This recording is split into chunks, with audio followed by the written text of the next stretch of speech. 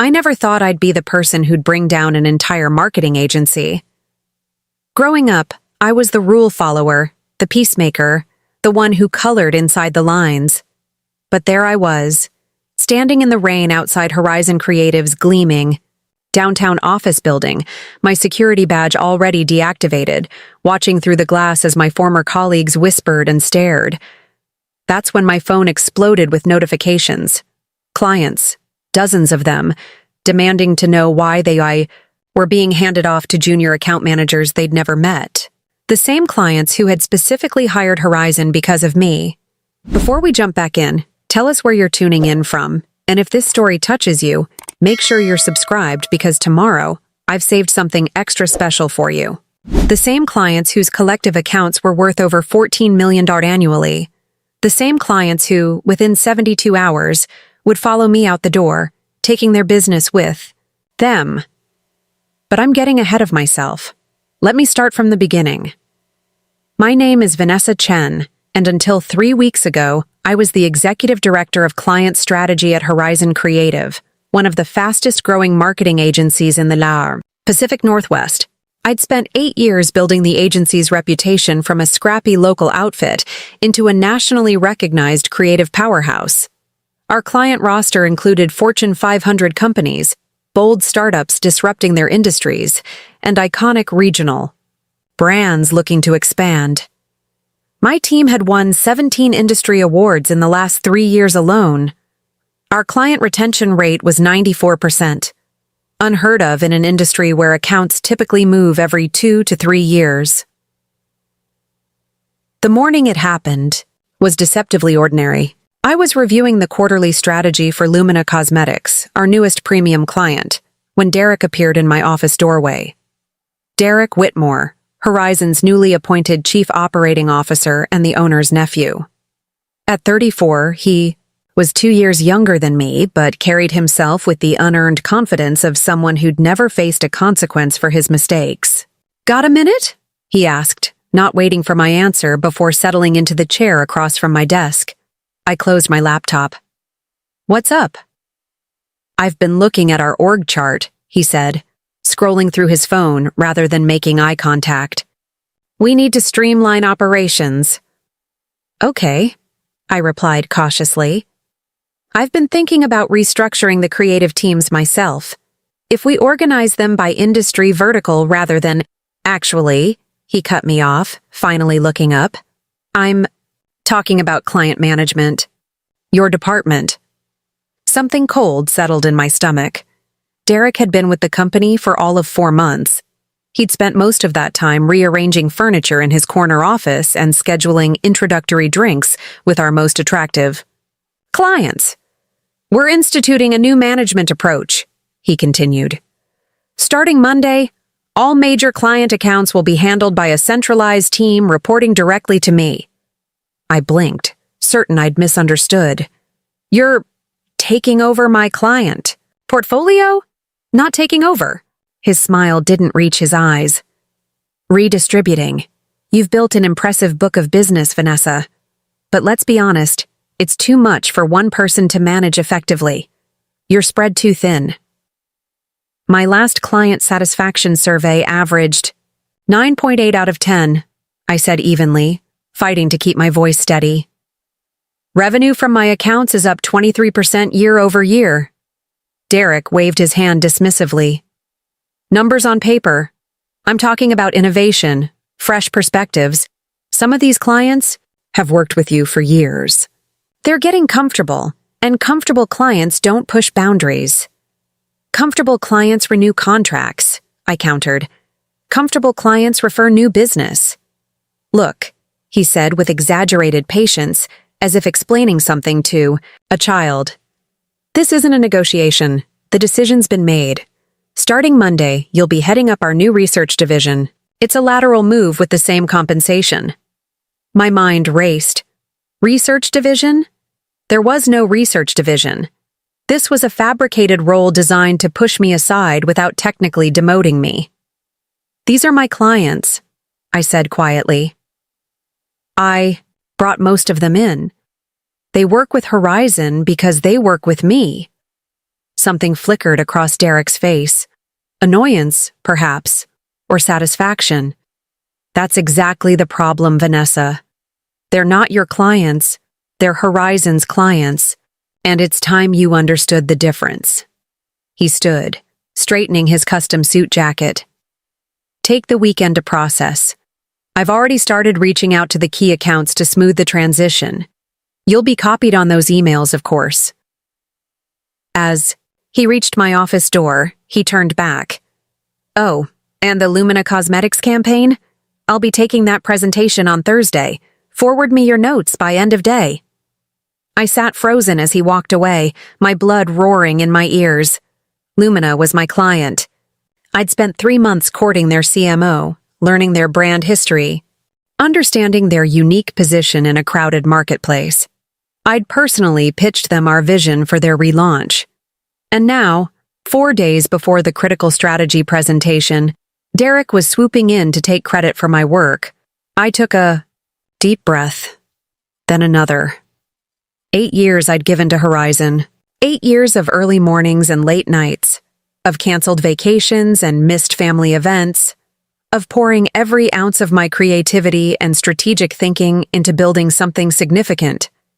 And now, with a 5-minute conversation, it was being stripped away. I looked around my office, at the framed client testimonials, the industry awards, the wall of campaign mock-ups that had translated into millions in revenue for Horizon. This was my professional home, these clients my professional family, and Derrick had just announced he was putting it all up for adoption. I should have broken down. I should have marched into Catherine's office. Catherine Hayes, Horizon's founder and CEO, currently on a sabbatical tour of Southeast Asia, and demanded she intervene. I should have fired off an angry email to HR. Instead, I smiled. A small, knowing smile that would have terrified Derrick had he still been there. To see it. Okay, I whispered to my empty office. Let's play. As soon as Derrick disappeared down the hallway, I closed my door and called my friend Marcos, Horizon's IT director and the only person I truly trusted in the company's leadership team. Tell me you're not serious, Marcos groaned after I explained what had happened. Deadly serious, I replied, keeping my voice low. He's reassigning all my accounts, effective Monday. That's corporate suicide, Marcos said. Your clients would riot. Apparently, Derrick thinks they won't notice the difference. I traced a pattern on my desk calendar, mind already racing ahead. Marcos, I need a favor. A big one. There was a pause on the line. How big are we talking? I need to know if there are any restrictions in my contract. Non-competes, client communication limits after separation. Anything that could prevent me from... From what, Vanessa? What are you planning? I stared at the Lumina presentation on my laptop, the culmination of months of strategic thinking and creativity. I'm not sure yet, but I need to understand my options. Marcos sighed. Give me an hour. And Vanessa, don't do anything rash. I promised I wouldn't, then immediately broke that promise by downloading every piece of work I'd ever created for Horizon's clients. All the strategic frameworks, campaign concepts, and performance analyses that lived on our shared server. It wasn't theft, I reasoned. These were my intellectual creations, the products of my unique perspective and expertise. I was simply ensuring I maintained access to my professional portfolio. Just as I finished transferring the files to my personal cloud storage, Miranda knocked on my door. Miranda Lee, my second-in-command, the brilliant strategist I'd hired straight out of graduate school 3 years ago and mentored to become one of our most valuable team members. Hey, got a second? She asked, looking uncharacteristically nervous. Always for you, I said, gesturing to the chair Derrick had occupied earlier. What's up? Miranda closed the door behind her and sank into the seat. Derrick just called me. Into his office, she said, lowering her voice. He offered me a promotion to head up the new centralized client team. Preparing and narrating this story took us a lot of time, so if you are enjoying it, subscribe to our channel. It means a lot to us. Now, back to the story. Said I'd be managing all your accounts starting Monday. I kept my face carefully neutral. And what did you say? I told him I needed to think about it. Miranda leaned forward, her dark eyes intense. Vanessa, what the hell is going on? These are your clients. You built these relationships. Apparently, that's the problem, I said, unable to keep the bitterness from my voice. I'm too close to them. We need fresh perspectives. That's bullshit, Miranda said flatly. The clients love you. Half of them signed with Horizon specifically to work with you. And the other half stayed because of the work we do together, I added, studying her face. Miranda was loyal, but she was also ambitious. I couldn't blame her if she took the promotion. It was a significant step up with a substantial pay increase, I was sure. What are you going to do? She asked. I shrugged, still not ready to voice, the plan forming in my mind. Apparently I'm headed to our exciting new research division. Miranda snorted. There is no research division. It's a made-up department. I know. We sat in silence for a moment. Then Miranda straightened her shoulders. I'm not taking the job, she said firmly. Not like this. It's wrong, and frankly, it's stupid. The clients will hate it, the team will be confused, and the work will suffer. Relief washed over me. I hadn't realized how much I'd been holding my breath, waiting for her response. Derrick won't be happy, I warned. He strikes me as the type who takes rejection personally. Derrick can deal with his feelings on his own time, Miranda replied. I'm more concerned about what happens to our clients. Lumina will walk if some stranger shows up to present on Thursday. That's exactly what I'm afraid of, I admitted. Not just Lumina, all of them. We've built these relationships on trust and consistent delivery. If that's suddenly yanked away, then we need a plan, Miranda said decisively. Whether you stay or go, we need to protect the clients. I studied her thoughtfully. Miranda wasn't just my colleague. She'd become my friend, my confidant, someone I trusted implicitly. If I was going to do what I was considering, I'd need allies. Let me make another call, I said. Then we'll talk strategy. After Miranda left, I called Marcos back. What did you find? You're not going to believe this, he said, a note of surprise in his voice. Your contract has a major oversight. When you were promoted to executive director 2 years ago, they never updated your non-compete clause. What does that mean exactly? It means your non-compete only applies to your previous role as senior strategy director. Technically, there's nothing prohibiting you from competing with Horizon in your current capacity.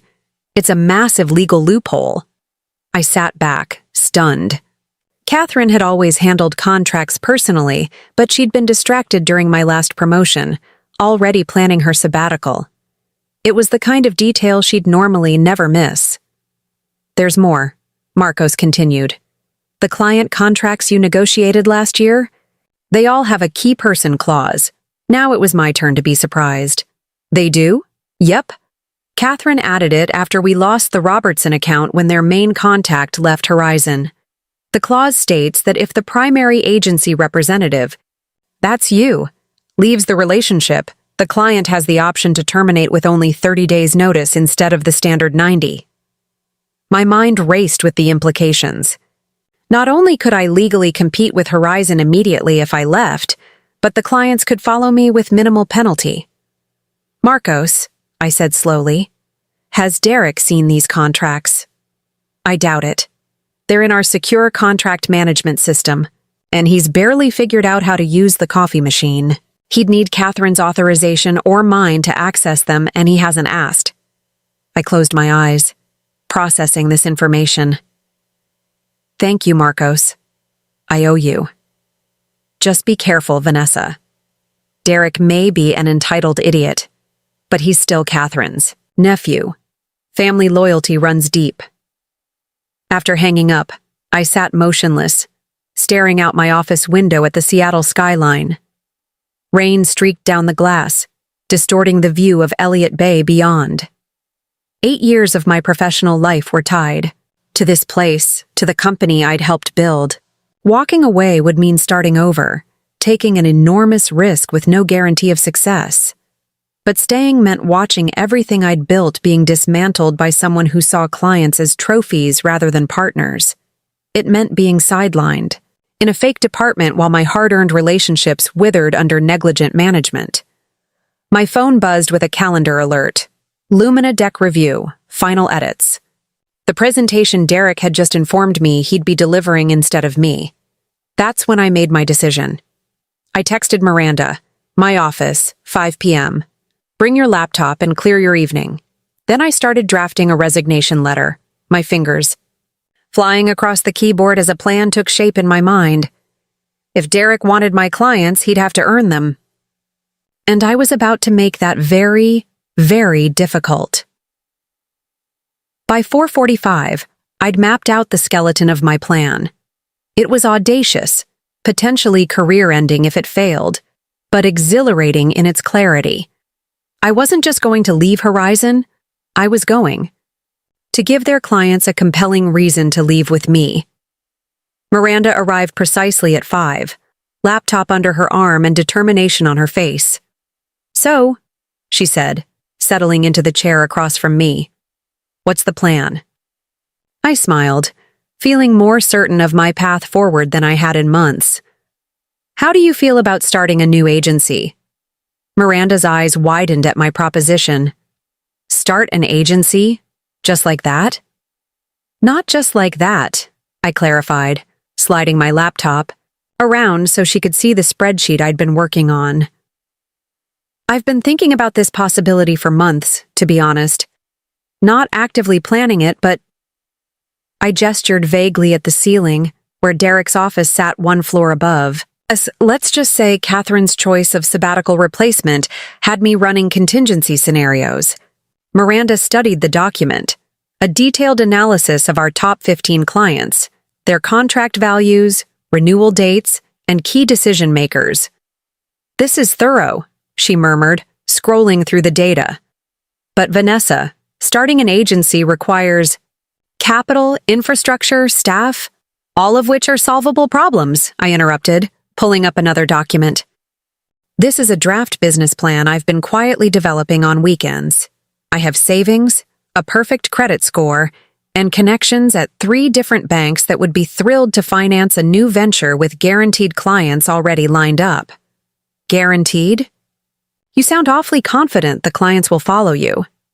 I leaned back in my chair, thinking about the relationships I'd cultivated over the years. Sandra at Westlake Technologies calls me before she calls her own marketing team when she needs strategic advice. The CFO at True North Capital invited my family to his daughter's wedding last year. The founder of Azimuth literally told me last month that, "Where you go, we go," when there were rumors Catherine might sell the agency. "Okay, point taken," Miranda conceded. "But we're talking about multi-million-dollar contracts. These companies have procurement departments, legal reviews, formal RFP processes, which they instituted after bad experiences with other agencies," I finished for her. "Processes they routinely bypass for us because we've proven our value. And now, thanks to that key person clause Marcos discovered, they have a contractual escape hatch if I leave." Miranda nodded slowly, the reality of the situation setting in. "So what's the immediate plan? You're not just going to march into Derrick's office and quit, right?" "Absolutely not," I said, pulling out a notepad where I'd mapped out the next 72 hours in meticulous detail. "If we're doing this, we're doing it right." I outlined my strategy, and Miranda's expression transformed from skepticism to something approaching awe. By 8 p.m., we'd refined the plan and assigned tasks. By midnight, working from Miranda's apartment for security, we'd drafted the foundational documents for what would become Prism Strategy Partners. The next morning, Saturday, I arrived at the office early. Weekend work wasn't unusual for me, so my presence wouldn't raise suspicions. I needed to gather certain materials and prepare for what would come next. At precisely 10 a.m., I called Eliza Kim, Chief Marketing Officer at Lumina Cosmetics, our newest and potentially most lucrative client. "Vanessa," she answered warmly. "Working weekends again? You know that's why I hired you. Nobody outworks Vanessa Chen." I smiled despite my nerves. "Eliza, I have something important to discuss. Do you have a few minutes, privately?" There must have been something in my tone because her voice immediately shifted from casual to concerned. "Of course, give me 2 minutes to step outside." While waiting, I glanced at the Horizon mission statement framed on my office wall. Creating future-proof strategies through authentic partnerships. The irony wasn't lost on me. "I'm alone now," Eliza said when she returned to the call. "What's going on?" "There's been a significant change at Horizon that will affect the Lumina account," I began carefully. "I've been informed that I'll no longer be leading your strategy development." "What?" "That's unacceptable," Eliza replied immediately. "We signed with Horizon specifically because of you, Vanessa. Our contract is with you." "Technically, it's with Horizon Creative," I corrected, gently. "Don't play lawyer with me," she said, but I could hear the smile in her voice. "Who's taking over? And why?" I chose my words deliberately. "Derrick Whitmore will be presenting the strategy on Thursday. He's the new COO and Catherine's nephew. As for why? Officially, it's part of a reorganization. Unofficially, I believe Derrick wants to personally manage our most prestigious accounts." A moment of silence stretched between us. Then Eliza sighed. "This puts me in an awkward position. Vanessa, we're 3 weeks from a major product launch, and now our key agency partner is being switched out. The board will have questions." "I understand completely," I said. "And I want to be transparent with you. I'm considering my options at Horizon. This reorganization impacts all my client relationships, not just Lumina." Another pause. "Are you telling me you might leave?" "I'm exploring possibilities," I replied carefully. "But regardless of my decision, I wanted you to hear about the Lumina account changes directly from me rather than via email from someone you've never met. I appreciate that." Eliza's voice had taken on the clipped efficiency she used when processing unwelcome information. "Can we have coffee tomorrow? Off the record?" "Absolutely." "How about Elm Street Cafe at 9 a.m.? After we hung up, I made 7. More nearly identical calls to my top clients. Every conversation followed the same pattern: shock, dismay, and a request to meet privately. By noon, my Sunday was booked solid with unofficial client meetings. When I finished the calls, I found a text from Miranda. "Business license application submitted. Website domain secured. Starting on pitch decks now." I smiled. We were really doing this. I spent the afternoon in Horizon's empty office, copying templates, refining strategic models I'd developed, and gathering case studies of my team's best work. All materials I had personally created and were not proprietary to Horizon. I was careful to leave client data untouched. I wouldn't need to take any confidential information to prove my capabilities. As I worked, I noticed a light on in the conference room down the hall. Curiosity drew me toward it. Through the glass door, I saw Derrick hunched over a laptop, staring at what appeared to be the Lumina presentation. My presentation. He was visibly frustrated, deleting slides and rearranging content without understanding. The strategic flow I'd carefully constructed, I could have walked away. Should have walked away. Instead, I knocked lightly on the door. Derrick looked up, startled. "Vanessa, what are you doing here on a Saturday?" "I could ask you the same thing," I replied, stepping into the room.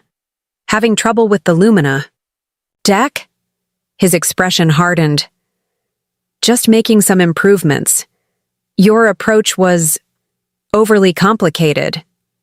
I glanced at the screen where he'd deleted an entire section about Lumina's core competitive advantage, the linchpin of their entire relaunch strategy.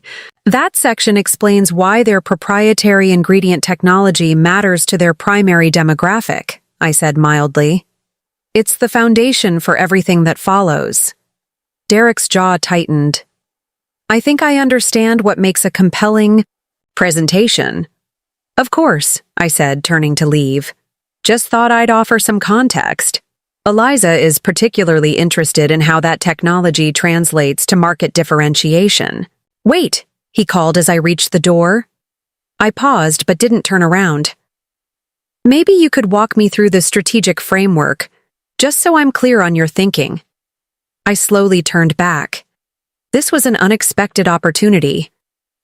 Sure, I said, taking a seat across from him. Happy to help. For the next hour, I explained my approach to the Lumina strategy in excruciating detail, watching Derrick struggle to keep up. I deliberately overloaded him with information, context, and nuance that he couldn't possibly absorb in one sitting. I pointed out client sensitivities he would never remember and referenced conversations he hadn't been part of. By the time I finished, he looked overwhelmed. Don't worry, I said with professional cheerfulness as I stood to leave. I'm sure. You'll be great on Thursday? I walked out knowing I'd just ensured the opposite. Sunday morning found me at the Elm Street Cafe, seated at a corner table with a perfect view of the entrance. Eliza arrived precisely at 9 a.m., immaculately dressed despite the casual weekend setting. I ordered your usual, I said, gesturing to the oat milk latte waiting for her. Always prepared, she replied with a tight smile. That's why this sudden change makes absolutely no sense. I nodded sympathetically but stayed silent, letting her continue. I spoke with our legal team yesterday, she said, lowering her voice. They pointed out the key person clause in our contract. If you're removed from the Lumina account, we have grounds to terminate within 30 days. That wasn't my intention in adding that clause, I said truthfully. It was meant as protection against unexpected staffing changes. Like this one? Eliza raised an eyebrow. Vanessa, I need to be direct. Are you leaving Horizon? I took a deep breath. This was the moment of truth, the point of no return.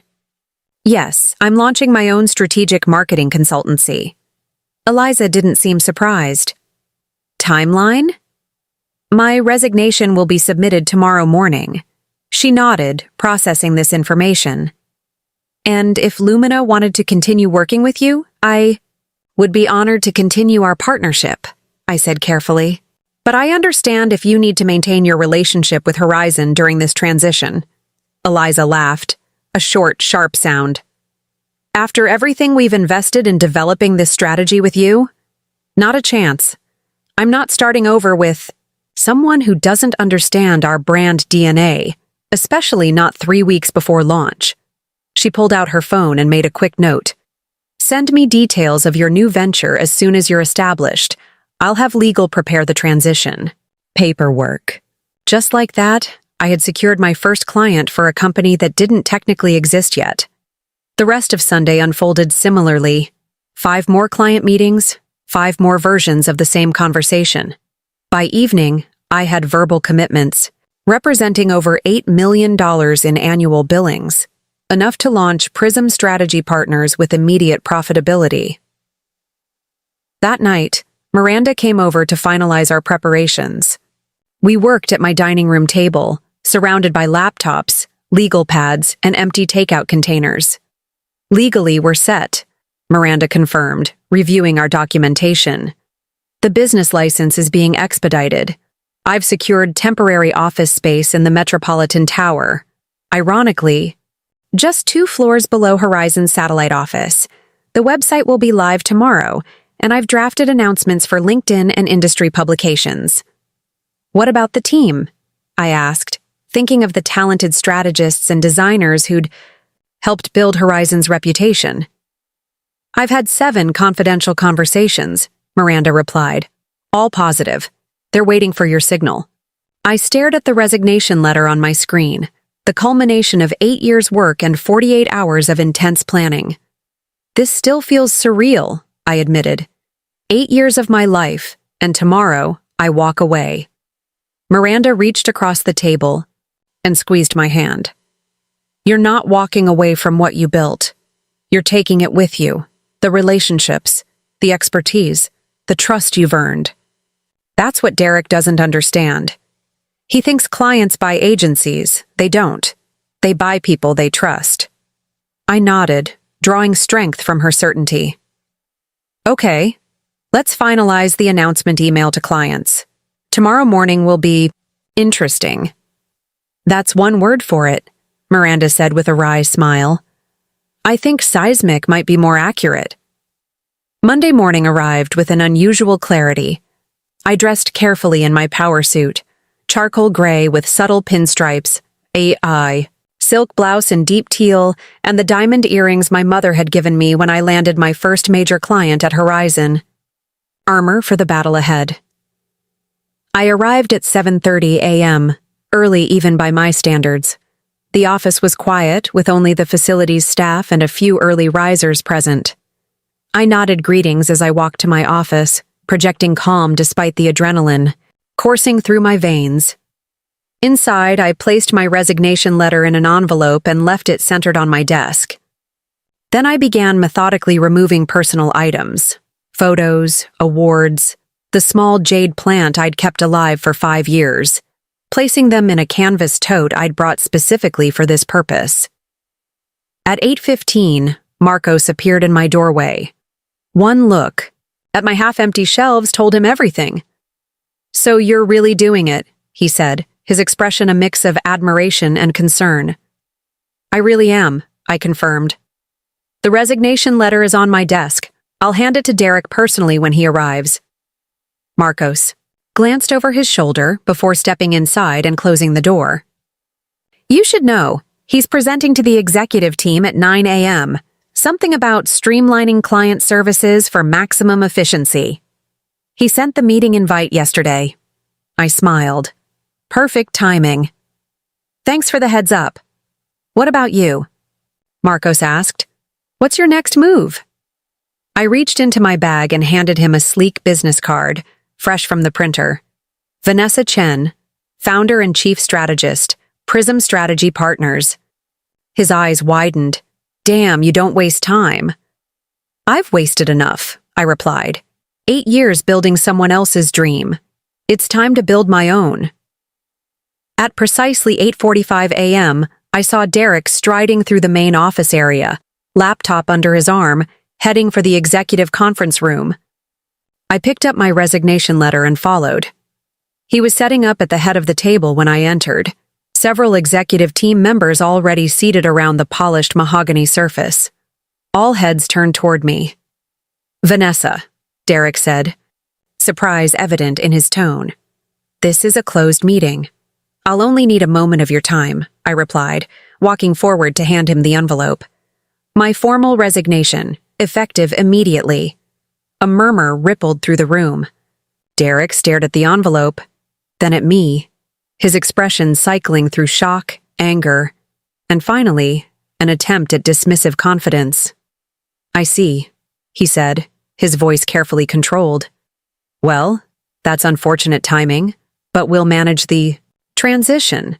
As I was about to explain to the team, we're restructuring client services to increase efficiency and, before you continue, I interrupted smoothly. You should know that I've already spoken with my clients about the changes you announced on Friday. Derrick's expression faltered. Your clients? Horizon's clients, I corrected with a small smile, echoing his words from Friday. Though it seems they may not remain Horizon's clients for long. They were quite concerned about the sudden change. In account leadership, the chief financial officer leaned forward. What exactly are you saying, Vanessa? I turned to address the room at large. I'm saying that as of this morning, I have received verbal confirmation from 8 major accounts that they will be exercising the key person clause in their contracts following my departure. Those 8 accounts represent approximately $12 million in annual revenue. The room erupted in shocked exclamations. Derrick's face paled as he finally understood the magnitude of his miscalculation. "You can't do this," he sputtered. This is client poaching. It's unethical." "Actually," I replied calmly, "I've been extremely ethical. I simply informed clients of changes to their account management, changes you initiated. Their decisions about how to proceed are entirely their own." I glanced at my watch. "Now, if you'll excuse me, I have a new business to launch. I've left transition notes for all active projects on the shared drive. My team has been fully briefed on outstanding deliverables." As I turned to leave, Derrick found his voice again. "This isn't over, Vanessa. We have contracts, non-competes. You might want to review those more carefully," I suggested, "particularly Section 7 of my employment agreement regarding role-specific non-compete clauses." I paused at the door. "Good luck with the Lumina presentation on Thursday. I hear they're quite particular about their proprietary technology positioning." I walked out with my head high, leaving stunned silence in my wake. As I passed through the main office area, I saw Miranda standing by her desk, resignation letter in hand. She nodded once, decisively. Across the room, 3 more members of my team stood up simultaneously, each holding similar envelopes. The exodus had begun. The Metropolitan Tower's 31st floor had the polished, impersonal gleam of a high-end temporary office space. Floor-to-ceiling windows offered panoramic views of the city, but the interior was deliberately neutral: beige walls, blonde wood, and frosted glass partitions. It wasn't much, but it was ours. Home sweet home, at least for the next 3 months, Miranda said, setting a cardboard box of office supplies on what would become our communal workspace. "The permanent space in Pioneer Square will be ready by then." I surveyed our modest kingdom: 5 private offices, a conference room, and an open area that could accommodate another 10 workstations. By tomorrow afternoon, 11 of us would occupy this space: myself, Miranda, 3 senior strategists, 4 designers, 2 account managers, and an operations coordinator. All formerly employed by Horizon Creative as of 48 hours ago. "It's perfect," I said, feeling a strange mix of terror and exhilaration. This wasn't just a workspace. It was physical proof that we had actually done it, walked away from security, and jumped headfirst into the unknown. My phone buzzed with a notification from LinkedIn. The announcement of Prism Strategy Partners had gone live an hour ago, and the response was overwhelming. Former colleagues, industry connections, potential clients, all expressing support and, more importantly, interest. "Vanessa," Miranda called from the conference room, "you need to see this." I joined her at the large monitor she'd just connected.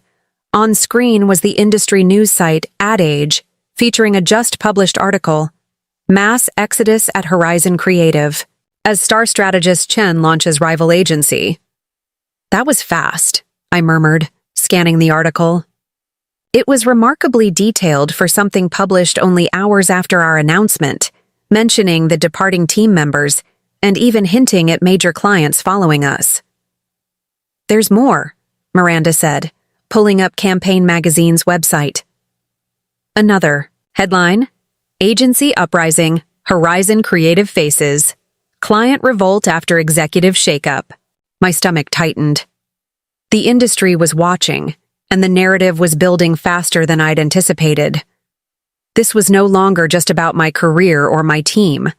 This was now a public relations crisis for Horizon and, by extension, a defining moment for Prism. "We need to be careful how we position this," I said thoughtfully. "We can't appear vindictive or unprofessional." "Agreed," Miranda nodded. "High road all the way." My phone rang, an unknown number. I hesitated, then answered. "Vanessa Chen," I said, stepping away from the conference room for privacy. "Ms. Chen, this is Edward Winters from the Wall Street Journal." The reporter's voice was crisply professional. I'm working on a story about your departure from Horizon Creative and wanted to get your comment. My mind raced. The Wall Street Journal? This had escalated beyond industry publications faster than I'd imagined. Mr. Winters, I appreciate your interest, but I'm focused on launching Prism Strategy Partners and serving our clients right now. I don't have any comment on Horizon Creative. I understand, he replied smoothly.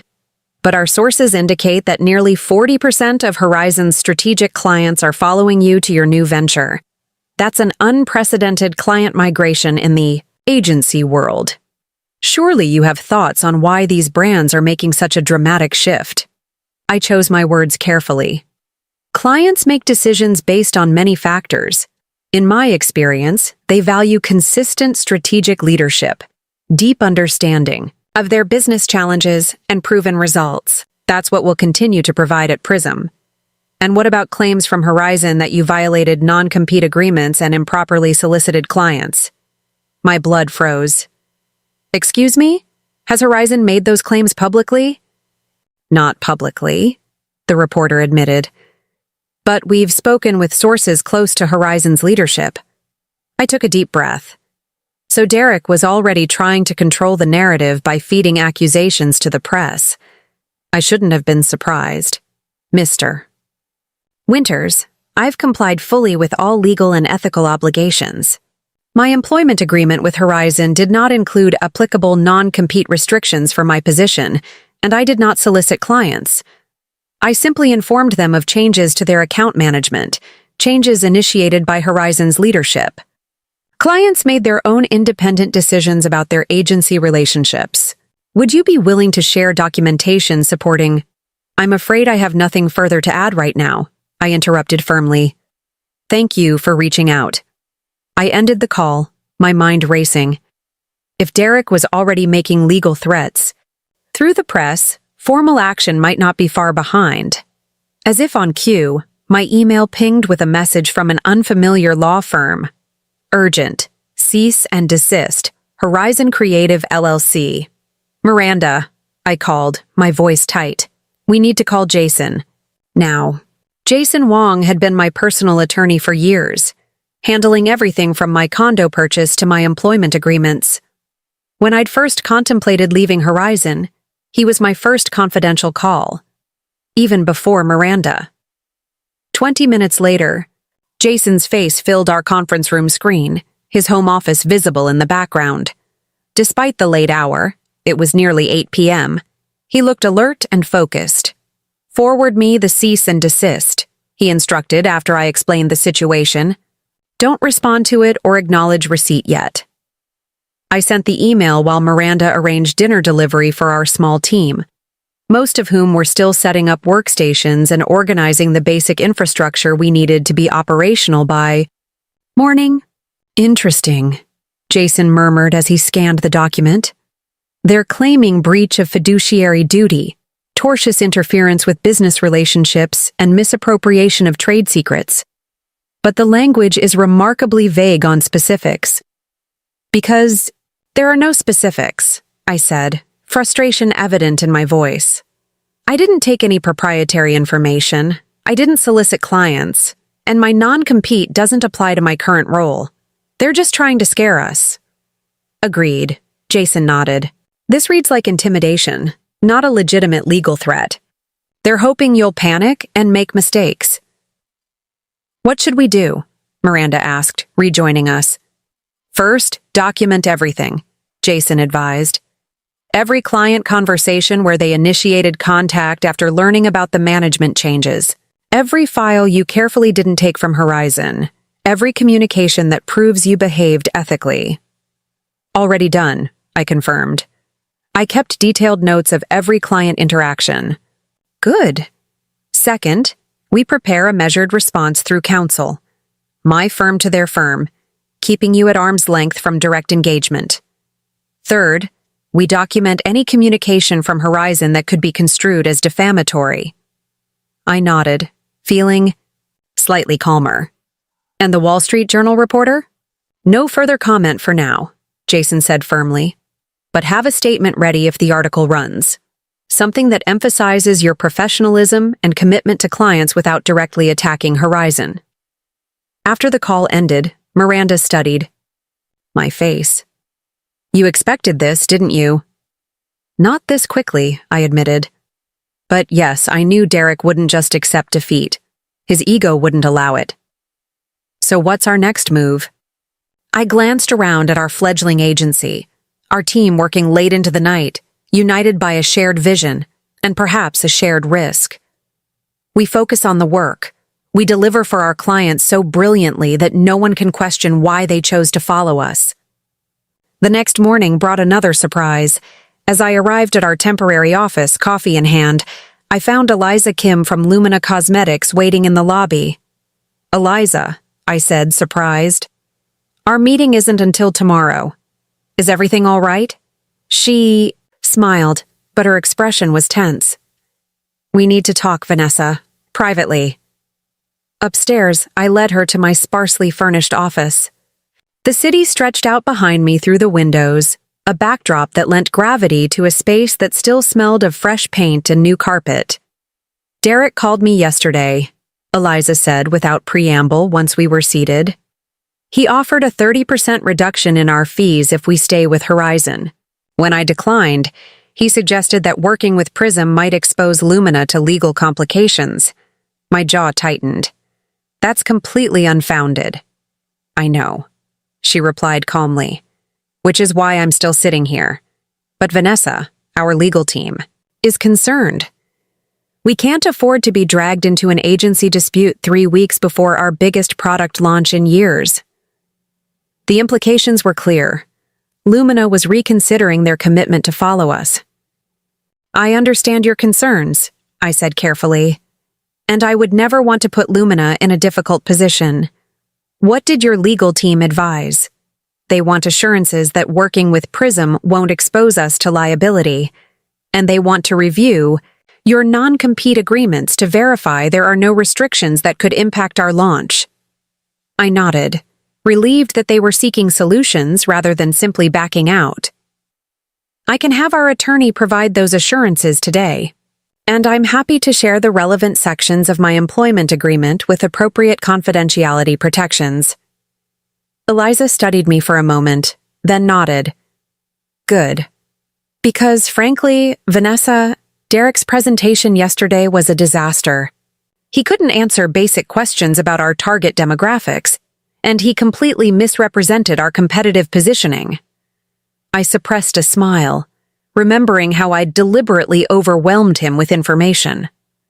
I'm sorry to hear that. No, you're not, Eliza said with a knowing look. But that's why we're willing to weather this storm with you. Derrick demonstrated exactly why we hired you in the first place. After she left, I forwarded her request to Jason, then joined the team in our makeshift strategy room. Despite the legal threats looming over us, we had clients to serve. The first major deliverable under the Prism banner was due in 3 days, a comprehensive brand positioning for Azimuth's expansion into European markets. We worked through the day, our energy fueled by a combination of adrenaline, anxiety, and determination to prove ourselves. Around 3 p.m., Miranda appeared in my office doorway, her expression unreadable. You have a visitor, she said. In the conference room. Something in her tone made me pause. Who is it? Catherine Hayes. I froze. Catherine Hayes, Horizon's founder and CEO, the woman who had hired me 8 years ago, the one who should still be on sabbatical in Southeast Asia. She's here? Now? Miranda nodded. Apparently, she cut her trip short when she heard what happened. My mind raced. Catherine was Derrick's aunt, but she was also a savvy businesswoman who had built Horizon from nothing. Would she be here to threaten legal action in person? To try to persuade me to return? To negotiate some kind of truce? Did she say what she wants? Just to speak with you. Alone. I smoothed my skirt and straightened my shoulders. All right, let's not keep her waiting. Catherine stood by the windows when I entered, gazing out at the city that had been home to her agency for nearly 2 decades. At 58, she remained an imposing figure. Tall, elegant, with a silver pixie cut that framed sharp features. She turned as the door closed behind me. "Vanessa," she said, her voice even. "This isn't how I expected to find things when I returned." "I imagine not," I replied, keeping my tone neutral. "Welcome back, Catherine." She gestured to the chair across from her. "Shall we sit?" We settled at the conference table, two women who had once been allies, now representing competing interests. The silence stretched between us for a moment. 48 hours, Catherine finally said. "That's how long it took you to decimate. What I spent 20 years building." I met her gaze steadily. "That's not what happened, and you know it." "Do I?" "Because from where I'm sitting, my executive director of client strategy just walked out the door with 8 major accounts and a third of my senior staff. After being removed from all client relationships without warning or cause," I countered. "What did you expect would happen?" Catherine's expression flickered. Surprise, perhaps, or uncertainty. "Explain." So I did. I recounted my conversation with Derrick in detail, his casual dismissal of my client relationships, the fabricated research division, his plan to take over the Lumina presentation despite having no involvement in the strategy. As I spoke, Catherine's expression hardened, not with anger at me, I realized, but with something else entirely. "When did this happen?" she asked when I finished. "Friday morning," I replied. By Monday I had resigned, and by yesterday afternoon we had signed contracts with 6 of the 8 clients who chose to follow me. Catherine closed her eyes briefly. "I specifically told him not to make any structural changes until I returned," she said almost to herself. "No reorganizations, no staffing changes, nothing." "He didn't just reorganize," I said quietly. "He targeted the relationships that formed the foundation of Horizon's most valuable accounts. Relationships I spent years building." She studied me for a long moment. "You know, when I left on sabbatical, I told the board you were being groomed as my eventual successor. This caught me off guard." "You never mentioned that to me." "I was going to discuss it with you when I returned," she said. "I even had a drafted equity agreement for you. Minority ownership to start, with a path to becoming managing partner within 5 years. The revelation hit me like a physical blow. Everything I had just risked everything to build for myself, Catherine had been planning to offer me. "Why Derrick, then?" I asked. "Why put him in charge if you saw me as your successor?" Catherine sighed, suddenly looking tired. "Family obligation. His father, my brother, invested in Horizon when no one else would. When Derrick needed a career reset after his finance job imploded, I owed it to my brother to give him a chance. But he was supposed to be learning from you, not displacing you." I absorbed this in silence, wondering how differently things might have unfolded if Catherine had shared these plans before her sabbatical. "It's too late now," I finally said. "Prism exists. Clients have signed with us. My team has made their choice." "I know," Catherine nodded. "I'm not here to ask you to dismantle what you've built, but I am here to discuss how we move forward without destroying each other in the process." "What are you proposing?" "A truce," she said simply. "Horizon withdraws the cease and desist. We acknowledge the client transitions publicly as amicable separations. No legal action, no defamation, no attempts to poach each other's staff or clients for at least 6 months." I considered this. "And Derrick?" A flicker of something, resignation, perhaps, crossed Catherine's face. "Derrick will no longer be in a position to make organizational decisions at Horizon." The implication was clear. Derrick was being demoted, if not removed entirely. "Why offer this?" I asked. "Why not fight us?" Catherine smiled thinly. "Because I built my company by recognizing when a battle isn't worth the cost of winning. This industry runs on relationships, Vanessa. If Horizon gets a reputation for suing former employees when clients choose to follow them, we'll never attract top talent again. She wasn't wrong, and a public legal battle would damage both agencies, potentially causing even our committed clients to reconsider their decisions. I'll need to review the terms with my attorney, I said.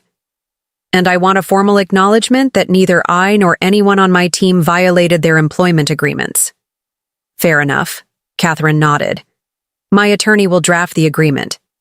But, Vanessa, she added, her tone shifting slightly, I hope you understand what you're taking on. Running an agency isn't just about the client work. It's operations, finance, HR, new business, 1,000 decisions that have nothing to do with creative strategy. I know, I said. That's why I have Miranda and a strong team. We'll figure it out together. Catherine stood, signaling the end of our conversation. Then I wish you luck. Sincerely. She extended her hand. And who knows? Perhaps one day when this is behind us, we might even find ways to collaborate. I stood and shook her hand. Perhaps, I agreed, though we both knew it was unlikely, as I walked Catherine to the elevator. I felt a strange mix of emotions. Vindication that Derrick was facing consequences, relief that the legal threats were evaporating, but also a wistful curiosity about the path I might have taken had I known about Catherine's succession plans. But as I returned to our office space and saw my team, now Prism's team, working together with a renewed sense of purpose and ownership, I knew we had made the right choice. Some opportunities aren't given, they're created. Sometimes the path forward only appears when you're brave enough to step off the path someone else has laid for you. Everything okay? Miranda asked as I rejoined the strategy session. I nodded, a genuine smile spreading across my face. Everything's exactly as it should be. Now, let's get back to work. We have clients counting on us. 3 months passed in a blur of 18-hour days, makeshift solutions, and the constant humming anxiety of entrepreneurship. Our temporary office evolved from a sterile corporate space into something that reflected our emerging identity. Whiteboard walls covered in strategy maps, client mood boards pinned to every available surface, the conference room table perpetually littered with coffee cups and sketches for campaign concepts. The truce with Catherine had held. The cease and desist was withdrawn, replaced by a carefully worded joint statement about organizational changes allowing for new opportunities. Industry publications briefly covered the settlement, then moved on to fresher scandals. Derrick, as expected, had been quietly shifted to a nebulous strategic initiatives role that kept him away from client relationships and operational decisions. Delivery team's waiting, Miranda announced, poking her head into my office. Azimuth final presentation in 15 minutes. I nodded, scanning the deck one last time. The Azimuth European expansion strategy had become our proving ground, the first major project conceived and executed entirely under the Prism banner. Its success or failure would define our agency's early reputation. How's Simon doing? I asked, referring to the junior strategist who had been instrumental in developing the cultural insights that formed the backbone of our approach. Nervous, but prepared, Miranda replied. You were right to give him this opportunity. The research depth is remarkable. This was one of the changes we'd implemented at Prism that differentiated us from Horizon. Junior team members were given significant responsibility and visibility with clients, not just supporting roles. It was a risk, but one that was already paying dividends in team loyalty and fresh thinking.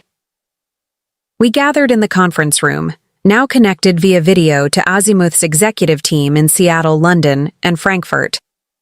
As I opened the presentation, I caught Simon's eye and gave him an encouraging nod. 3 months ago, you asked us a question, I began, addressing Mark Brennan, Azimuth's founder and CEO. You asked whether European consumers would connect with your brand story the same way North Americans have. Today, we're going to show you not just the answer to that question, but a pathway to making Azimuth resonate even more powerfully across European markets than it does here at home. For the next hour, we walked the Azimuth team through our strategy. A region-specific approach that honored the company's core values while acknowledging important cultural differences in how sustainability and social responsibility were perceived across European markets. Simon presented his research findings flawlessly, responding to executive questions with confidence and nuance. When we finished, Mark leaned toward his camera, his expression thoughtful. "This is exactly why we followed you to Prism, Vanessa. The depth here, the cultural understanding, it's exceptional." "Simon deserves most of the credit," I said, highlighting our junior strategist. His research approach revealed insights we wouldn't have uncovered with traditional methods. Mark nodded appreciatively. "Well, Simon, you've given us a lot to think about, and a good deal more confidence about our European launch." After the Azimuth team disconnected, our conference room erupted in muted celebration, professional. Enough to maintain decorum, but with an undercurrent of relief and triumph that was impossible to suppress. "First major strategy approved," Miranda said quietly beside me. "On time and on budget."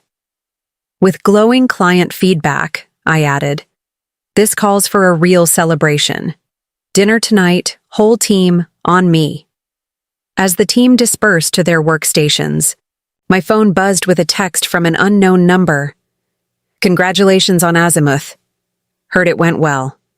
Coffee sometime?" Catherine. I stared at the message, unsure how to respond. Despite our truce, Catherine and I hadn't spoken since her visit to our office 3 months earlier. What could she possibly want to discuss now? Curiosity won out. "Thanks. Sure, when?" The response came quickly. "Tomorrow, 8 a.m., Westlake Park." Just you. That evening, as promised, I took the team to dinner at Canlis, an extravagance that reflected the significance of our milestone. Around the table sat 12 people who had taken an enormous leap of faith, leaving the security of established careers to build something new with me. Their trust was a responsibility I felt in my bones. "A toast," I said, raising my glass once everyone was served. "To the bravest, most talented team I've ever had the privilege to work with. What we've built in 3 months would take most agencies years." "To Prism," they echoed, glasses clinking. As dinner progressed, I found myself in conversation with Elena, our operations coordinator who had previously been buried in Horizon's accounting department. "I've been meaning to tell you something," she said, her expression earnest. "My brother works at Lennox Media." Lennox Media was one of Horizon's largest remaining clients, a regional publishing company with ambitious digital transformation goals. "He's on their digital strategy team," Elena continued. "He mentioned they're frustrated with Horizon's work since you left. Apparently, the replacement team doesn't understand their business model." I nodded carefully. "That's unfortunate for them." "My brother asked if you'd be willing to have an unofficial conversation with their CMO," she added. "Very quietly, of course. They're still under contract with Horizon for another 6 months. Under our agreement with Catherine, we had promised not to proactively pursue Horizon's clients for 6 months. But if a client initiated contact—" "Have your brother give the CMO my personal email?" I said. "No promises, but I'm always happy to have a conversation." The next morning, I arrived at Westlake Park 15 minutes early, choosing a bench with a clear view of the approaches. The October air was crisp, carrying the first hints of autumn. I sipped my coffee, wondering what Catherine could possibly want. She appeared precisely at 8, dressed in her signature minimalist style, charcoal wrap coat, simple silver jewelry, not a hair out of place. She spotted me immediately and approached with confident strides. "Vanessa," she greeted, settling beside me on the bench. "Thank you for meeting me." "I was intrigued by your message," I admitted. "Congratulations on stabilizing Horizon. I've heard things have settled down." A wry smile crossed her face. "Stabilized is one word for it. We've stopped the bleeding. Certainly. Kept most of the remaining clients. brought in a few new ones, but it's not the same agency it was before. I waited, sensing there was more. I'm selling Horizon, she said simply. The statement hit me like a physical blow. What? To whom? Meridian Partners, she replied, naming one of the largest marketing holding companies in the country. The deal finalizes next month. I processed this information, understanding its significance. Meridian was known for acquiring independent agencies, extracting their client relationships and top talent, then gradually dismantling their unique cultures in favor of corporate standardization. Why?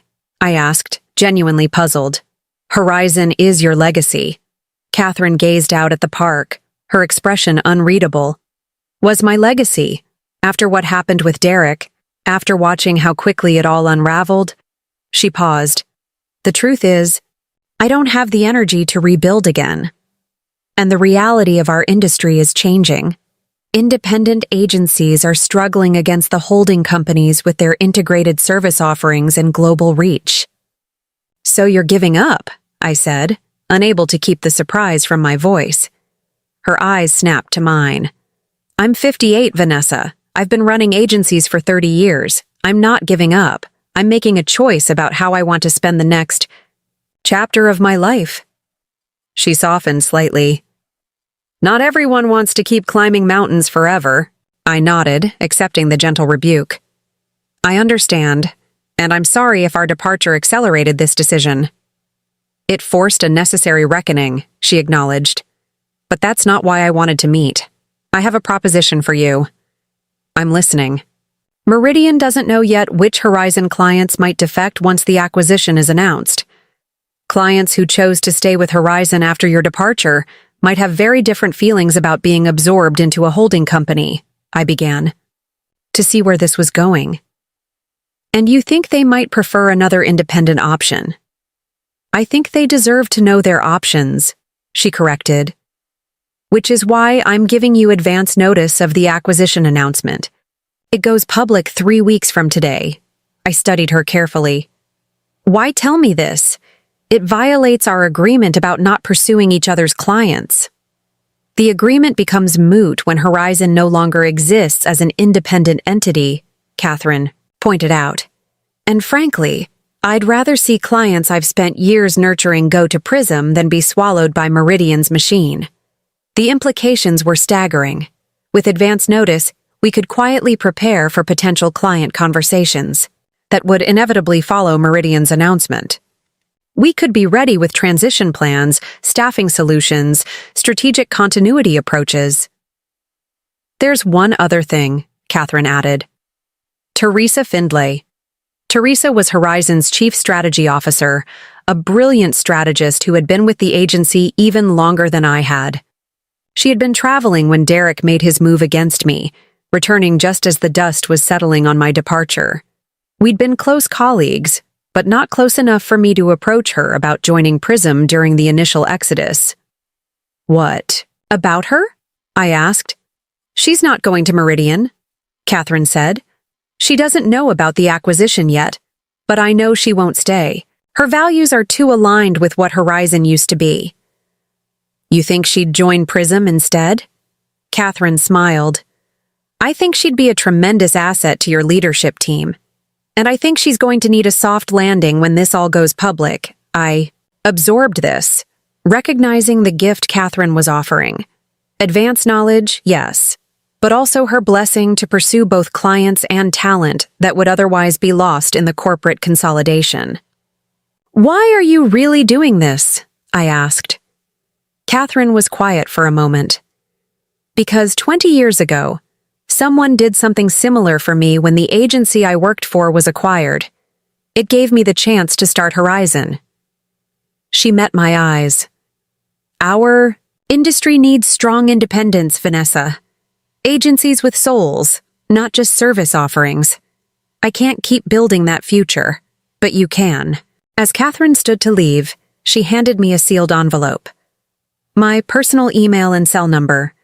When Teresa learns about the acquisition, she'll need someone to talk to. She paused. And Vanessa? Build something that lasts. I watched her walk, away, the envelope heavy in my hand, my mind already racing with possibilities. The acquisition announcement would create a seismic shift in our market, and positioned correctly, Prism could emerge as the natural home for clients and talent, seeking refuge from corporate consolidation. Back at the office, I found Miranda waiting anxiously. "How was coffee with Catherine?" I smiled, a mixture of determination and excitement coursing through me. "Enlightening. Call the leadership team together. We have 3 weeks to prepare for our next phase of growth." Miranda raised an eyebrow. "What happened?" "Let's just say the universe has a sense of irony," I replied. 3 months ago, Derrick tried to take my clients away. Now, thanks to his actions, we may end up with the entire agency. The news broke on a Tuesday morning, splashed across the front page of the business section. Meridian Partners acquires Horizon Creative and Strategic Market Expansion. The article detailed the acquisition in clinical terms: transaction value, strategic rationale, market positioning, the human element entirely absent from the corporate narrative. Within hours, our phones began ringing. I was in the middle of reviewing creative concepts for Lumina's European campaign when Miranda appeared at my door, her expression a mixture of excitement and concern. "Vanessa, we have 8 client calls waiting, all from Horizon accounts. Thanks." To Catherine's advance warning, we were prepared. 3 weeks of careful planning had yielded a comprehensive transition strategy for each of Horizon's major clients. We had assessed capacity needs, identified potential team expansions, and developed streamlined onboarding procedures. We were ready. "Implement Protocol Meridian," I said, the code name for our response plan. Full team in the war room in 15 minutes. The war room was our largest conference room, transformed over the past 3 weeks with client profiles, competitive analyses, and transition timelines covering every wall. As the team assembled, I took a moment to absorb the significance of what was happening. The agency landscape in our city was about to undergo a fundamental shift, and Prism was positioned at the center of it. "All right, everyone," I began once the room settled. "The Meridian acquisition is public, and as expected, Horizon clients are already reaching out. Each of you has your assigned accounts and transition protocols. Remember, we're not just offering a lifeline. We're offering a better future than they had at either Horizon or Meridian." Over the next 72 hours, we conducted 17 client meetings, addressed 23 urgent inquiries, and developed 9 emergency transition proposals. Our temporary office became a 24/7 operation, with team members taking shifts to ensure continuity as we fielded inquiries from across time zones. The Pioneer Square space we'd been renovating for our permanent headquarters accelerated its timeline, with contractors working double shifts to have it ready 2 weeks ahead of schedule. By Friday afternoon, we had secured verbal commitments from 5 former Horizon clients, representing an additional $7.3 million in annual revenue. But the most significant opportunity remained unresolved: a pending meeting with Westridge Technologies, Horizon's largest account, worth nearly $10 million annually. Their CMO insisted you handle the pitch personally, Miranda informed me, looking exhausted but exhilarated by the week's developments. Monday morning, 8 a.m. I nodded, making a mental note to cancel my weekend plans. Westridge would require a completely customized approach, one that acknowledged their unique position in the market and the specific challenges they faced with their upcoming product launch. "Any word from Teresa?" I asked. Miranda shook her head. "Nothing yet, but Marcos heard she cleared out her office at Horizon yesterday." I had reached out to Teresa immediately after my meeting with Catherine, offering her a confidential coffee meeting. She had politely declined, saying she needed time to assess her options. I respected her caution. After 15 years at Horizon, the acquisition would represent a profound professional upheaval. "Let me know if she makes contact," I said. "In the meantime, I need 4 hours of uninterrupted time to work on the Westridge proposal." Throughout the weekend, our office remained bustling with activity as we prepared for the influx of new business. While I focused on the Westridge presentation, the rest of the team developed transition plans, resource allocations, and preliminary timelines for our newly committed clients. Sunday evening, as I was finalizing the Westridge deck, my phone buzzed with a text from an unknown number. Need to talk. Coffee tomorrow? Teresa. My heart raced slightly. Teresa Findlay was not only Horizon's chief strategy officer, but one of the most respected strategists in our industry. Having her join Prism would be a massive coup, instantly elevating our strategic capabilities and market credibility. I have an 8 a.m. with Westridge, I replied. Available at 10? Perfect. The cafe in Pioneer Square. I hear that's your new neighborhood. Next morning, I arrived at Westridge's headquarters 30 minutes early, using the time to center myself before what might be the most significant pitch of my career. The company occupied the top floors of a gleaming downtown tower, their reception area showcasing the innovative hardware-software integration systems that had made them a global leader. Daniel Park, Westridge's CMO, met me personally in the lobby. In his mid-40s, with the focused intensity common to successful technology executives, he had been with the company through its transformation from regional player to international powerhouse. Vanessa, he greeted me, shaking my hand firmly. Thank you for accommodating us on such short notice. I appreciate the opportunity, I replied as he led me toward their main conference room. I know this is a time of significant transition. He gave a wry smile. That's putting it mildly. The Meridian announcement threw our entire marketing plan into question. We were already concerned about the changes at Horizon after your departure. This acquisition just confirmed our fears about loss of creative independence. The conference room was already filled with Westridge executives, not just the marketing team I had expected, but their CEO, CTO, and several senior vice presidents. This wasn't just a courtesy meeting, it was a decision meeting. I took a deep breath and began my presentation, focusing not on Prism's capabilities in abstract, but on a specific strategic vision for Westridge's upcoming integration platform launch. I had spent the weekend immersing myself in their technical documentation, competitive landscape, and market positioning challenges. The fundamental disconnect in how integration platforms are marketed, I explained, displaying a competitive analysis, is that they emphasize technical features over business outcomes. Westridge has an opportunity to completely reframe the conversation. For the next 40 minutes, I outlined a comprehensive strategy that positioned their technology, not as a tool but as a business transformation catalyst. I showed specific messaging approaches, channel strategies, and measurement frameworks that tied directly to their revenue goals. When I finished, the room was silent for a moment. Then, Vanessa Chen, Westridge's CEO, leaned forward. This is the first time someone has presented us a strategy that actually understands our business model, he said, his expression thoughtful. Not just our technology, but how we create value for our customers. Daniel nodded in agreement. And that's precisely why we reached out to Prism. Vanessa, when you were at Horizon, we considered you our strategic partner even though you weren't directly on our account. Since you left, that strategic insight has been missing. We've prepared transition documents, I said, distributing folders containing our onboarding timeline, team structure, and initial 90-day plan. We can begin immediately and ensure zero disruption to your launch schedule. Martin and Daniel exchanged glances, then Martin nodded once, decisively. We don't need to deliberate. Westridge is prepared to sign with Prism, effective immediately. Our legal team will work with yours on the contract details, but consider this a verbal commitment. I maintained my professional composure, but inside, I was stunned.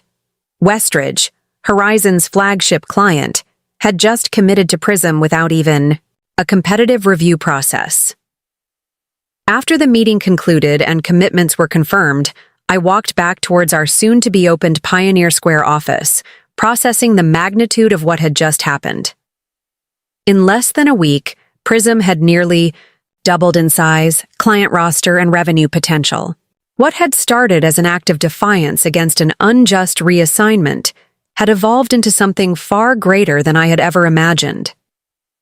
The cafe where I was meeting Teresa was just around the corner from our new space. A cozy, independent establishment with worn leather chairs and excellent espresso. I spotted Teresa immediately, seated by the window, her signature red glasses perched atop her head. "Congratulations are in order, I hear," she said as I sat down across from her. "Westridge just informed Meridian they're terminating their contract. News traveled fast in our industry. We're excited to work with them," I said diplomatically. Teresa smiled, a knowing look in her eyes. "You can drop the careful phrasing, Vanessa. I'm not with Horizon or Meridian anymore. As of Friday, I'm a free agent." I nodded, adjusting my approach. "In that case, yes, we're thrilled. Westridge is an incredible opportunity for Prism. One of many, from what I hear," Teresa said, stirring her coffee.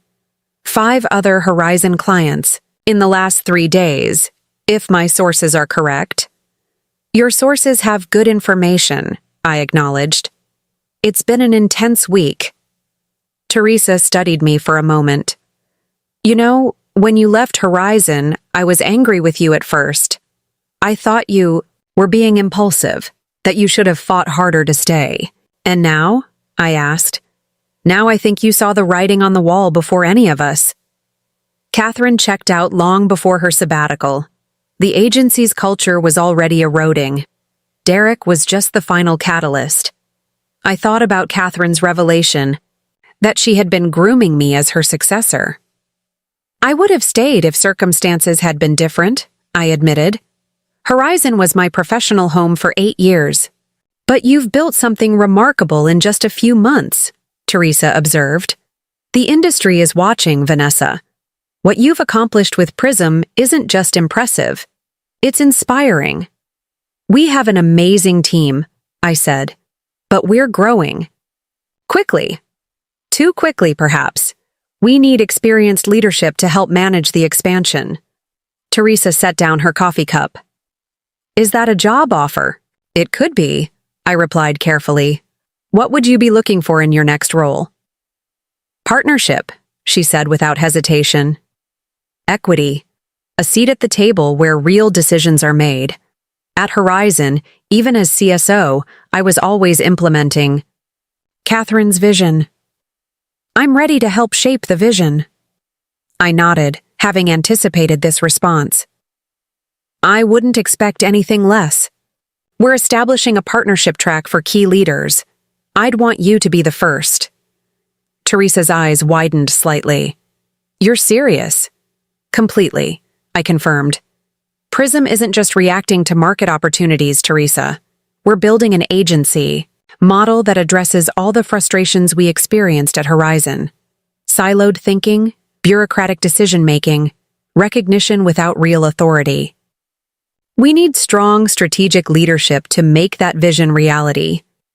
For the next hour, we discussed specifics: role definition, compensation structure, transition timing. By the time we finished our second round of coffee, we had the framework of an agreement. Teresa would join Prism as Chief Strategy Officer with a clear path to partnership within 18 months. As we walked together toward Prism's new office space, still under final construction, I felt a sense of completion beginning to form. What had started as a desperate response to an unfair situation had evolved into something purposeful and forward-looking. "Want to see our new home?"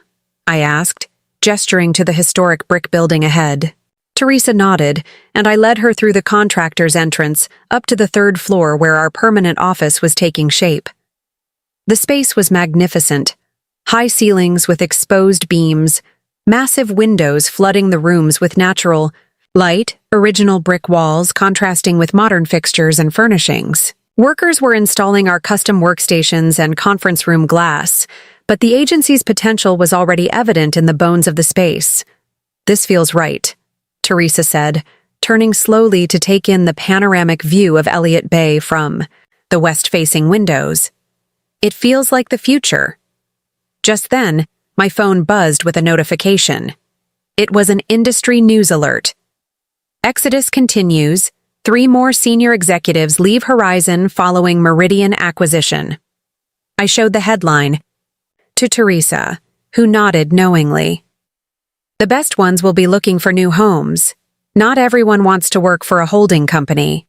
Then we'll need to make room for them, I replied, gazing around at our expanding office. The right ones, anyway. As we continued our tour, I found myself reflecting on the journey of the past 4 months. What Derrick had intended as a power play, reassigning my clients to demonstrate his authority, had instead catalyzed the creation of something new and potentially transformative. His attempt to diminish me had ultimately led to my greatest professional achievement. Later that afternoon, as the leadership team gathered to discuss our growth strategy, I looked around the table at the faces of colleagues who had become partners in this unexpected venture. Miranda, who had believed in Prism before it even had a name. Simon, the junior strategist now leading his own accounts. Teresa, bringing her wealth of experience to our nascent agency. And a dozen others, each contributing unique talents to our collective vision. We're going to need a bigger office, Miranda observed, reviewing the staffing projections for our new client roster. Already on it, I replied with a smile. The 4th floor becomes available next quarter. As the meeting progressed into detailed capacity planning, I allowed myself a moment of simple gratitude. 4 months ago, I had stood in Derrick's office, hearing that my clients were being reassigned, feeling as though the professional life I had built was being dismantled. I couldn't have imagined then that his decision would set in motion events that would lead here, to founding an agency already being recognized as a rising force in the industry. Sometimes the worst professional moments can catalyze the best opportunities if you have the courage to recognize them and act. Derrick hadn't just reassigned my clients. He had inadvertently launched my greatest professional chapter. And for that, ironically, I owed him a debt of gratitude. 1 year later, the digital billboard above Pike Street displayed our newest campaign for Westridge Technologies. Bold, innovative creative that had helped drive their integration platform to market leadership. Below it, nestled in the historic charm of Pioneer Square, Prism Strategy Partners now occupied 3 full floors of our building, with a rooftop deck that had become the venue of choice for industry events. I stood on that deck now, champagne, flute in hand, surveying the gathering of clients, team members, and industry partners celebrating Prism's 1st anniversary. The agency had grown from our initial team of 12 to nearly 50 strategists, creatives, and account specialists. Our client roster had expanded beyond former Horizon accounts to include exciting new brands drawn by our reputation for strategic innovation and authentic partnership. Quite a view, a familiar voice observed beside me. I turned to find Catherine. Hayes, elegant as always in understated black, gazing not at the Seattle skyline but at the thriving agency gathering. Catherine, I greeted her, genuinely pleased to see my former mentor. I'm glad you could make it. After selling Horizon, Catherine had emerged as a respected industry consultant, sharing her decades of wisdom with agencies navigating the increasingly complex marketing landscape. We had maintained a cordial professional relationship, occasionally meeting for coffee to discuss industry trends. I wouldn't have missed it, she replied, her expression warm. You've built something remarkable here, Vanessa. Faster than I would have thought possible. We had a unique opportunity, I acknowledged, thinking of the Meridian acquisition that had accelerated our growth. And an exceptional team willing to take risks, Catherine nodded thoughtfully. Opportunity without execution is just potential. You've executed brilliantly. She paused, taking in the buzzing energy of the gathering. Have you seen the latest agency rankings? I smiled. The industry publication had released its annual list of top regional agencies last week, with Prism debuting at number 4. an unprecedented achievement for a firm barely a year old. "It's an honor to be recognized," I said diplomatically. "It's more than that," Catherine corrected. "It's validation of your vision. When you left Horizon, many people predicted you'd fail, that you couldn't build a sustainable agency around a few poached clients." "People do love to predict failure," I observed. "It's safer than attempting success." Our conversation was interrupted by Miranda, who approached with a slight note of urgency. "Sorry to interrupt, but the Azimuth team just arrived, and Mark is asking for you. Something about their Asia-Pacific expansion." "I'll be right there," I assured her before turning back to Catherine. "Duty calls." Catherine raised her glass slightly. "Go. We'll catch up later." As I made my way through the crowded deck, greeting clients and team members, I spotted a figure near the entrance that made me pause. Derrick Whitmore, standing awkwardly at the periphery of the gathering, looking simultaneously out of place and determined. I changed course, approaching him directly. "Derrick," I said, keeping my tone neutral. "This is unexpected." He seemed startled by my direct approach. "Vanessa, I wasn't sure I'd make it past reception." "We don't turn away industry colleagues," I replied smoothly, though in truth I was curious why he had come. After Meridian's acquisition of Horizon, Derrick had briefly retained his nebulous strategic initiatives role before departing 6 months ago. Last I'd heard, he was working for a small digital agency across town. "Look," he began, discomfort evident in his posture. "I know this is awkward, but I wanted to congratulate you. What you've built here is impressive." I studied him, searching for the condescension or underlying resentment I had expected. Instead, I found what appeared to be genuine, if uncomfortable, respect. "Thank you," I said simply. "What are you working on these days?" "I'm with Nexus Digital now," he confirmed. "Smaller shop, focused on UX and development. I'm learning a lot, actually. Starting over, in a way." The irony wasn't lost on me.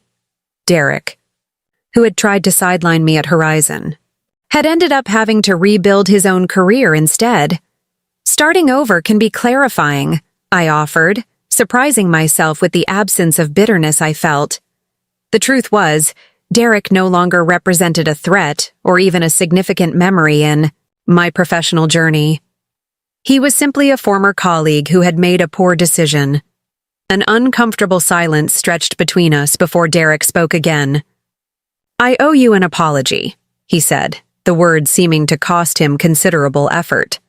"What I did at Horizon, trying to reassign your clients, pushing you out, it was unprofessional and ultimately catastrophic for the agency. I hadn't expected this level of self-awareness." "Why did you do it?" I asked, genuinely curious after all this time. Derrick looked away, then back, resignation in his expression. "Insecurity, mostly. You had the respect I thought should automatically come with my position. I thought I needed to establish dominance, show I was in charge. By removing the person most critical to client relationships," he winced. "Like I said, catastrophic. I've had a lot of time to reflect on what leadership actually means. Turns out, it's not about control at all." Across the deck, I could see Mark from Azimuth scanning the crowd for me. Teresa already engaged in conversation with him. "I appreciate the apology, Derrick," I said, preparing to move on. "And I wish you success at Nexus." He nodded, seeming to understand that our conversation had reached its natural conclusion. "One last thing," he said as I began to turn away. "My uncle, James Whitmore at Continuum Brands, he's looking for a new agency. Their current shop isn't delivering. Would it be all right if I suggested he talk to you?" The gesture, offering a potential client introduction, seemed to be Derrick's way of making tangible amends. "Of course," I replied, handing him my card. "Have him call me directly." As Derrick departed and I made my way to the Azimuth team, I felt an unexpected sense of closure.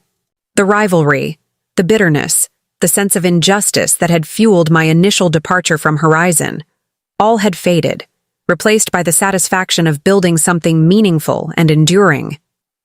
Later that evening, as the celebration continued, under strings of lights against the darkening sky, Miranda joined me at the railing overlooking the city. "Quite a year," she observed, clinking her glass against mine. "Just the beginning," I replied, watching our team interact with the clients they'd served so passionately. "We're just getting started." "Still," Miranda pressed, "you must feel some satisfaction, seeing how far we've come since that Friday when Derrick tried to sideline you." I considered this, watching the Westridge campaign flash across the distant billboard, a visual testament to our agency's impact. "I don't think about that day much anymore," I admitted. "It was just a catalyst. What matters is what we built after." And that was the truth. What had begun as a reaction, a refusal to be diminished, had evolved into something far more significant, a vision for a different kind of agency. The clients who had followed me hadn't just been seeking continuity, they had been investing in that vision. "To catalysts, then," Miranda said, raising her glass once more. "And to the courage to act on them." As the Seattle skyline glittered before us, I silently echoed her toast. Sometimes the greatest opportunities emerge from moments that feel like defeats. The wisdom lies in recognizing them, and the courage in acting on them. Up next, you've got 2 more standout stories right on your screen. If this one hits the mark, you won't want to pass these up. Just click and check them out. And don't forget to subscribe and turn on the notification bell so you don't miss any upload from us.